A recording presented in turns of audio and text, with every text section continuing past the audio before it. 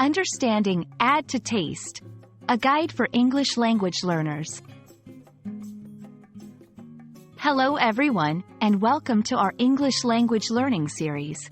Today, we're going to explore a common culinary phrase, add to taste.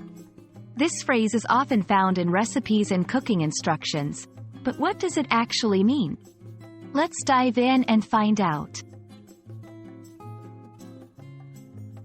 Add to taste is a phrase used in cooking to indicate that the amount of a particular ingredient, like salt, spices, or herbs, should be added based on your personal preference. It means there's no specific measurement given, and you should adjust the quantity according to what tastes good to you. This phrase is important because everyone's taste buds are different, and what might be perfect for one person could be too much or too little for another. To better understand add to taste, let's look at some examples. Imagine you're making soup. The recipe might say, add salt to taste. This means you should add a little salt at a time, taste the soup, and continue adding until it reaches the flavor you like. The key here is to add in small amounts because it's easier to add more than to fix a dish that's become too salty or spicy.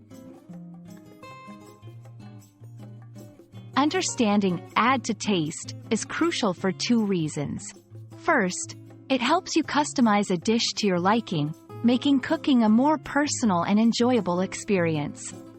Second, it's a great way to develop your palate and cooking intuition, as you learn how different amounts of ingredients affect the overall taste of a dish. And that's all about add to taste. Remember, cooking is as much an art as it is a science. This phrase empowers you to trust your taste and adjust recipes to suit your preference. Happy cooking, and I hope this video has been helpful in your English learning journey. See you in the next one.